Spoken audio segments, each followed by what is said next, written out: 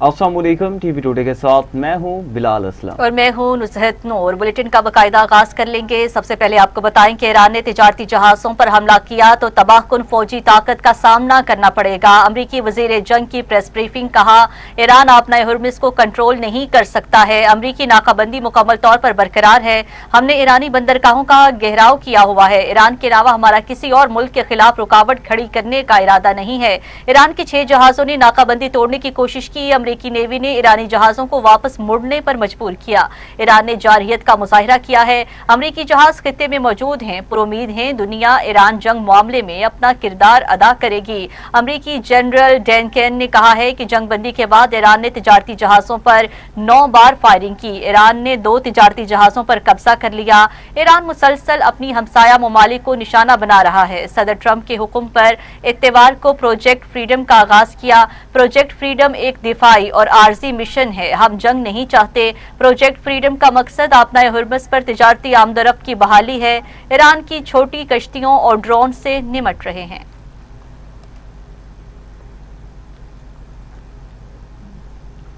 वज़ीर-ए-आज़म की गुज़श्ता रात मुत्तहिदा अरब अमारात में शहरी तनसीबात पर मिसाइल और ड्रोन हमलों की मज़म्मत। एक्स पर पैगाम में लिखा, मोहम्मद बिन जैद अल नहान से यकजहती का इजहार करते हैं। मुश्किल वक्त में अमाराती अवाम और हुकूमत के साथ खड़े हैं। ज़रूरी है जंग बंदी को बरकरार रखा जाए और सीज़ फायर का एहतराम किया जाए। जंग बंदी से मुज़ाकरात के लिए ज़रूरी सिफारती मौका फराहम हो सकेगा।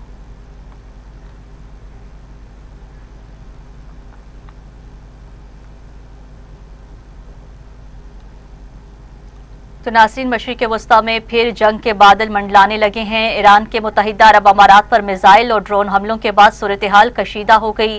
अमाराती वजारत दिफा के मुताबिक ईरान की जानिब से 12 बैलिस्टिक और 3 क्रूज मिसाइल दागे गए हैं। 4 ड्रोन से भी हमले किए गए। अमाराती वजारत दिफा के मुताबिक मिसाइल का हमला नाकाम बना दिया। फजीरा में ड्रोन हमला, तेल की तनसीबात में आग भड़क उठी है। हमले में 3 भारतीय शहरी जख्मी हुए। दुबई और शारजा एयरपोर्ट पर फ्लाइट ऑपरेशन मुअत्तल कर दिया गया। अमाराती वज़ीर खारजा का कहना है ईरानी हमले मुल्क की सलामती के लिए बराह रास्त खतरा हैं। अपनी खुद मुख्तारी का तहफ़्फ़ुज़ हर कीमत पर यकीनी बनाएंगे। ईरानी मीडिया के मुताबिक फौजी हुकाम का कहना है मुत्तहिदा अरब अमारात पर हमले का कोई मंसूबा नहीं।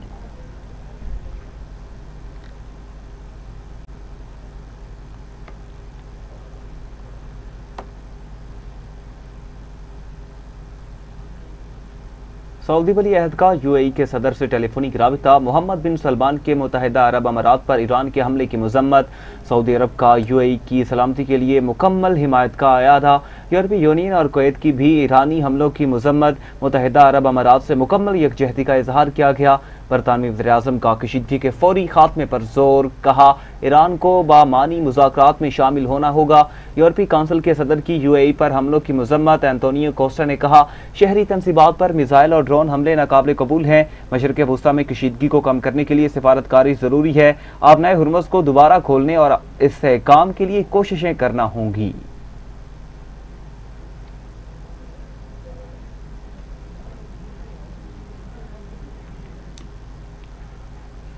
अभी आपको बराह रास्त लिए चलेंगे जहां पे नायब वज़ीर-ए-आज़म इसहाक़ डार इस्लामाबाद में तकरीब से खिताब कर रहे हैं। Air chief marshal Zaheer Ahmed Babar Sidhu and the neutralization of multiple military targets is an indisputable reality. These facts are widely documented and acknowledged and stand as a matter of record beyond the reach of misinformation or propaganda.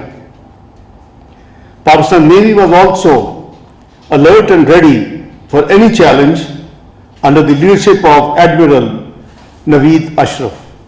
Excellencies, ladies and gentlemen, through its resolute response, Pakistan reaffirmed that the only acceptable normal in international relations in respect for the principles enshrined in the UN Charter, including sovereignty, territorial integrity, and political independence.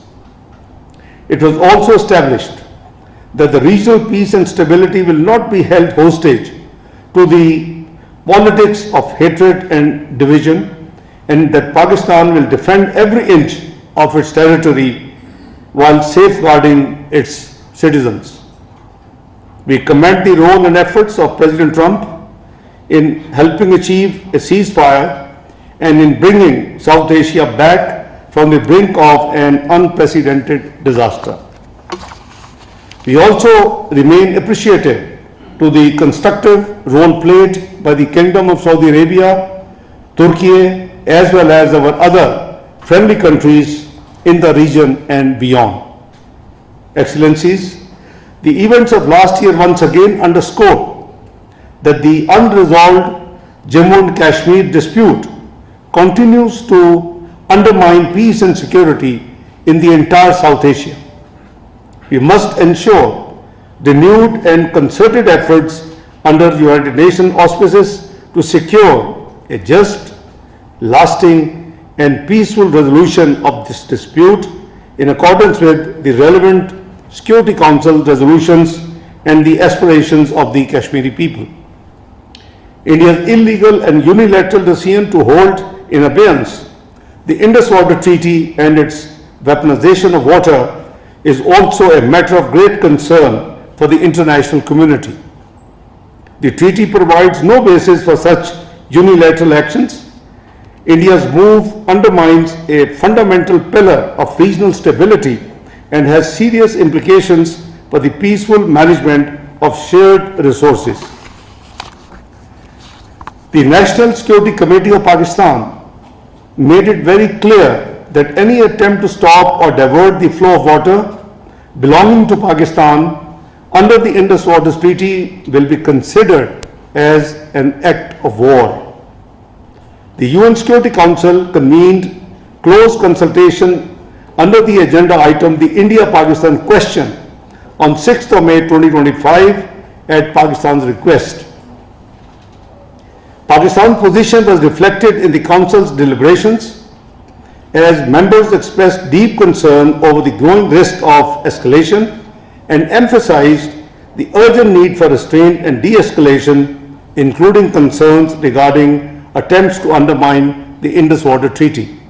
Excellencies, ladies and gentlemen, Pakistan's position also received an authoritative international validation in December 2025 when UN Special Rapporteurs and independent experts confirmed in a formally released report that India's use of force inside Pakistan following the 22nd of April Pahalgam incident violated international law and risked escalating a volatile region which could have a very serious conflict between the two nuclear armed states.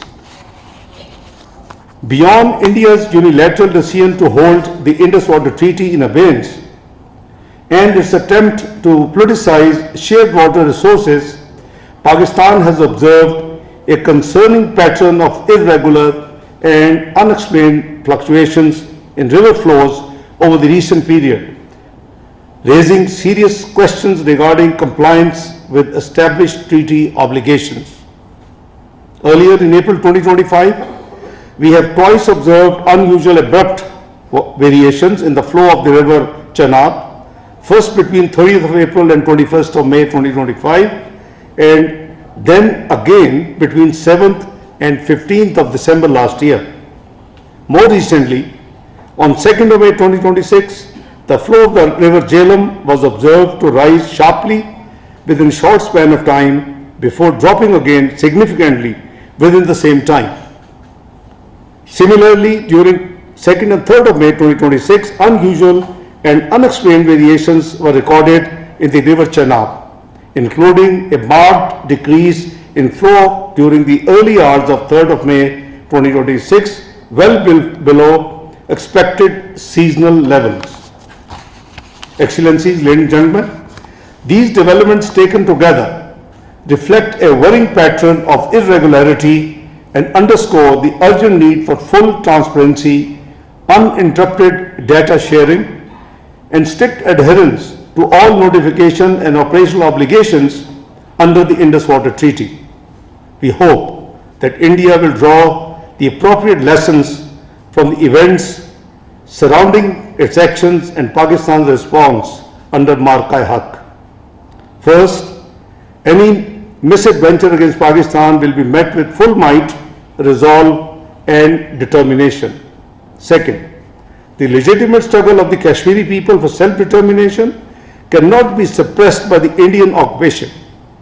Instead of externalizing blame for its ongoing suppression of Kashmiri people, India must take immediate and meaningful steps towards a just settlement of the Jammu and Kashmir dispute in accordance with relevant UN Security Council resolutions and the aspirations of the Kashmiri people. Third, durable peace in the South Asia can only be built on equality, mutual respect, and peaceful resolution of disputes. India's persistent reliance on unilateralism and jingoism are a threat to regional peace and stability. Excellencies, Pakistan remains a firm believer in the enduring relevance of multilateralism and the peaceful resolutions of all disputes. We support universal and consistent adherence to the principles of UN Charter, including self-determination, the non-use or threat of force, and the peaceful settlement of disputes. These principles are not only abstract ideals, these are essential foundations for sustaining global peace and stability. Pakistan's current membership of the UN Security Council provided us an important opportunity to advance principled, balanced, and constructive engagement on issues of international peace and security.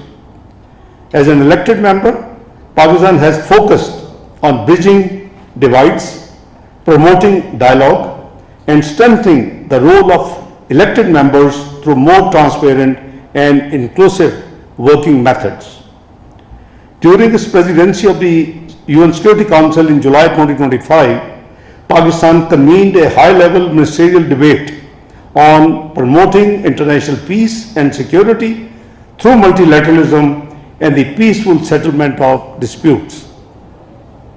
The unanimous adoption of Resolution 2788, after many years there was a unanimous resolution in the Security Council during our presidency, further underscored this commitment, marking a concrete outcome of its efforts to strengthen multilateral approach to conflict prevention and resolution.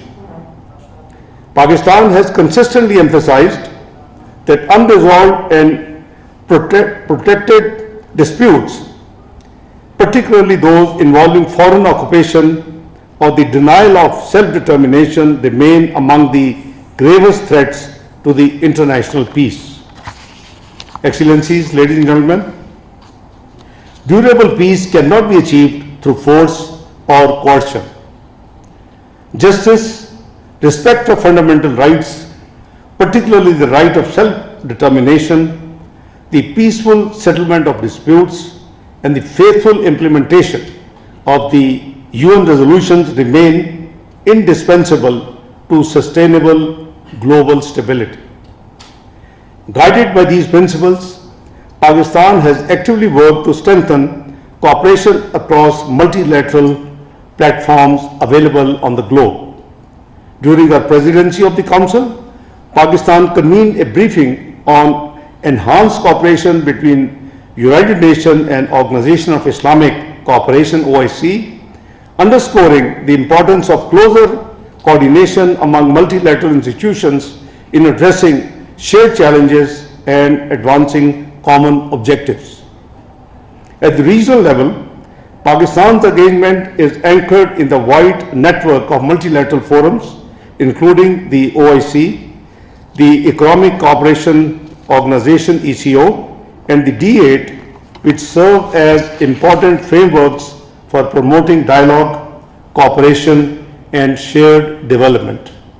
Excellencies, ladies and gentlemen, Pakistan looks forward to assuming the upcoming ECO chairmanship of the Council of Foreign Ministers and the ECO Summit in 26-27. This will provide an important opportunity to further advance regional economic integration and connectivity. Pakistan also continues to play an active and constructive role within Shanghai Cooperation Organization SCO. Pakistan will assume the chair later this year and will host the summit of the heads of state next year in 2027. Pakistan aims to deepen regional cooperation across Eurasia, particularly in trade, connectivity, security and sustainable development. Building on these engagements, Pakistan is deepening its partnership with Central Asian states across diverse sectors, particularly in connectivity, trade, energy, cooperation and infrastructure development. Excellencies, ladies and gentlemen, Pakistan's continued collaboration with its all-weather strategic partner China, including through the China-Pakistan Economic Corridor, generally known as CPEC, remains a key pillar of its regional connectivity agenda, contributing to shared prosperity, development and economic integration.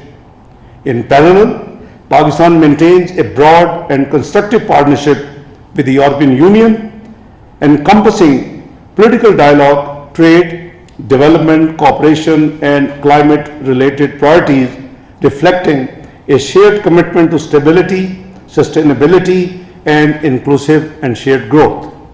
In Africa, Pakistan's engagement is rooted in historic ties of solidarity and shared struggles for self-determination and respect for sovereignty. Pakistan continues to advance for African perspectives to remain central in the Security Council's deliberations while supporting African-led peace and security initiatives, particularly those of the African Union and sub-regional organizations.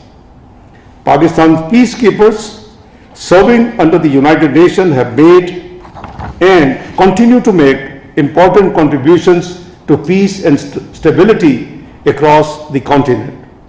Excellencies, ladies and gentlemen, Pakistan remains supportive of initiatives aimed at strengthening multilateral cooperation, including the Global Governance Initiative, which seeks to make the global governance system more responsive to the needs and aspirations of the developing countries while addressing shared global challenges.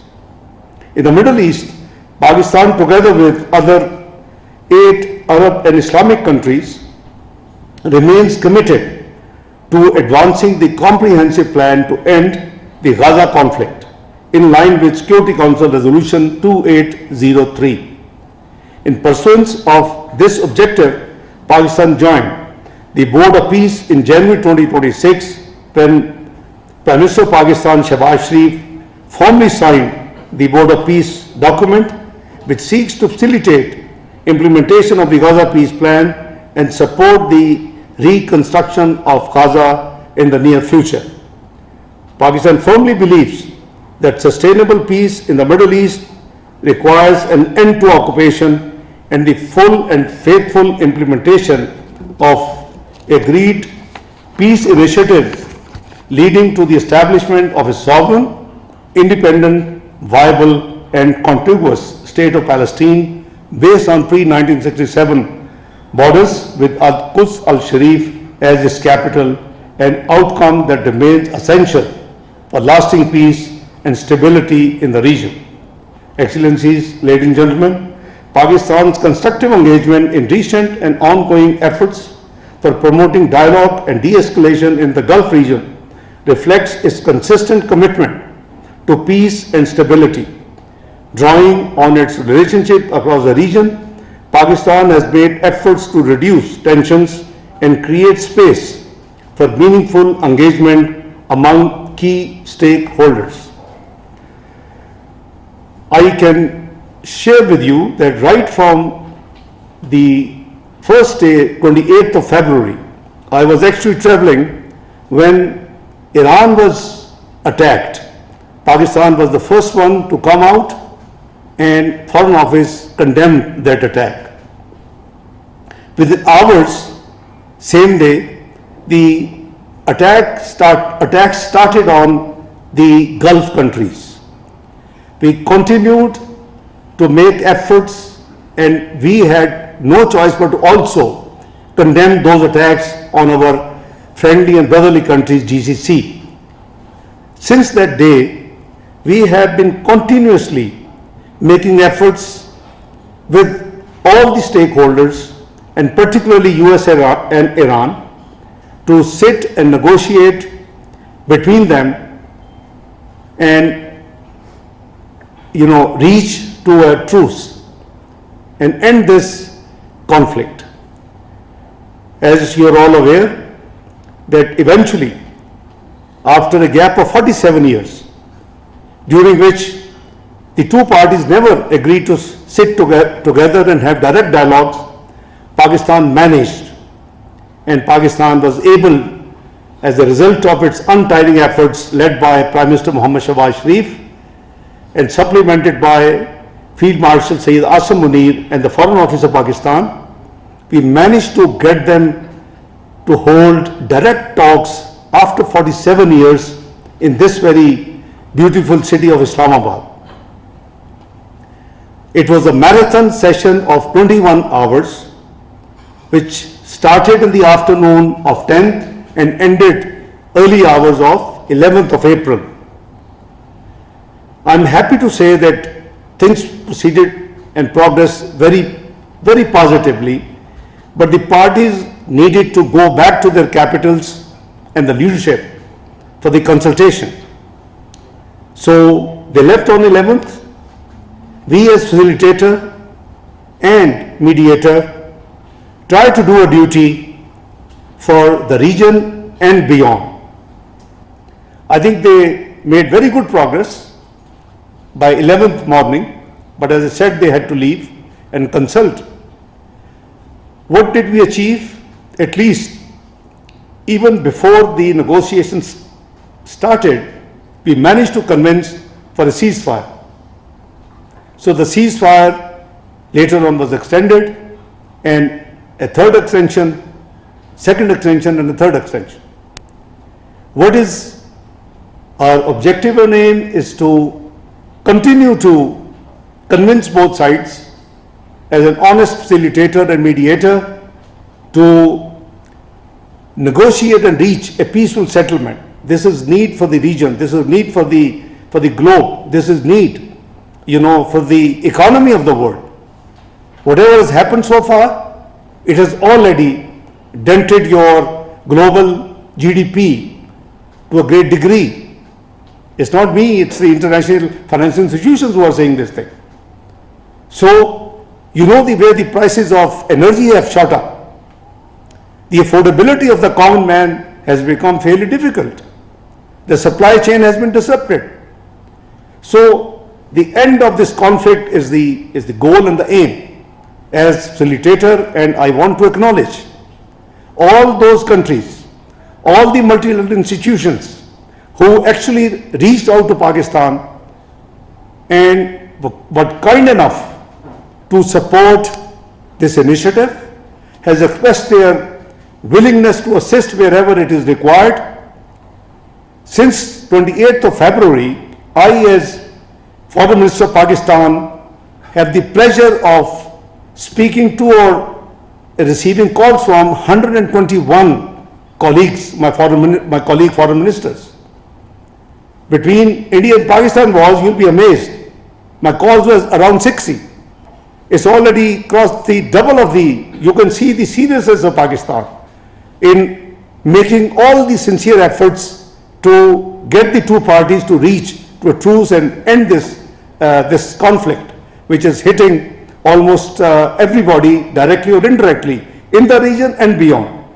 So Excellency, I just wanted to avail this opportunity. Most of those calls are to my colleagues sitting here in the Foreign Office, to their foreign ministers or deputy prime ministers, my colleagues. And as I said, UN Secretary General, European Union Vice President, you name a country and it would be in our list. So the entire consultative process is aimed at getting this conflict over as soon as it can be done. So obviously it takes two to tango. We are doing our best and we are very hopeful that God willing, Pakistan will succeed with the efforts, with the wishes, with the messages of all of your capitals. During this entire process, I had an opportunity. I was invited by my great friend, Foreign Minister Wang Yi, to Beijing for a day to consult on the matter. And I'm sure most of you would have seen during the one-day deliberations on this issue, conflict in the Middle East, US-Iran conflict, we managed to come up with 5 points peace initiative for the region, which actually was supported by dozens of countries over the phone, through the messages. Objective: just work for the global peace and bring back, the lost prosperity, the economic viability, the within the reached prices of the energy, which has become almost doubled in this whole process. So Pakistan is, I would say, is discharging its duty as a member of the global community to do our best, and we greatly acknowledge, all our friendly countries who have been supporting and encouraging us to continue this effort, whether it is Central Asian states, whether it's South Asia, the West Asia, the Middle East, you name it, the Europe, the Americans, everywhere. So from Australia to Canada to everywhere, we have been in touch on regular basis. So objective is common, as that this this conflict ends in a dignified manner. It should be win-win, obviously, because of the sensitivity of the matter and the responsibility as a facilitator and mediator. I regret that I cannot divulge the detail, because a facilitator and mediator is expected to be very discreet. Pakistan sincerely doing this business, and attempts for the purpose of the regional and the global security, which must be worked for by everyone who believes in these principles, which Pakistan surely does. So we are pleased to, as I said, that we are pleased to facilitate all these efforts, and we are very hopeful that the Islamabad talks, which represent an important diplomatic breakthrough, as I said, after 47 years, and it was a historic moment for us when we managed to convince them happily that they would have direct talks. We are grateful to the both countries, their desire that in these direct talks we should be present, Pakistan should be present, and we did so. So we are very glad that it reached to a very advanced level, and we still hope that it will eventually and hopefully very soon conclude. This obviously timely opportunity was carefully preserved and was built upon and worked on. As I said, that the remote partnership, mostly all of countries sitting here, their high commissioners, their ambassadors, their support means a lot to us. Concluding, I would say that Pakistan policy has consistently been guided by our commitment to peaceful resolution of disputes, dialogue and diplomacy.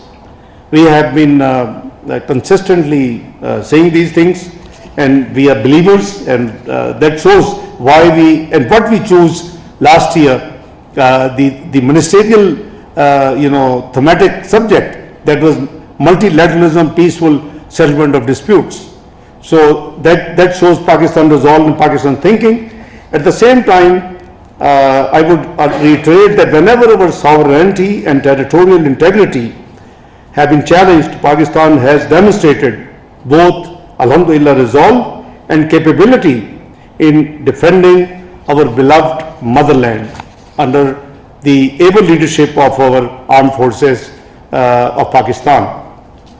We remain convinced that peace cannot be achieved through coercion and unilateralism or bloc politics, but only through dialogue, mutual respect, and adherence to international law and the UN Charter.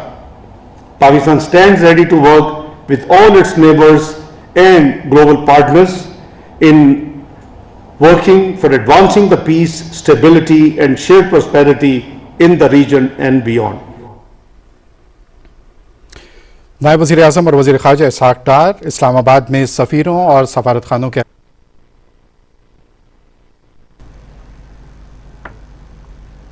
नायब वज़ीर आज़म इसहाक़ डार तकरीब से खिताब कर रहे थे। News studio से fill वक्त के लिए इतना ही। मज़ीद न्यूज़ और अपडेट्स के लिए आप देखते रहिए TV टुडे न्यूज़।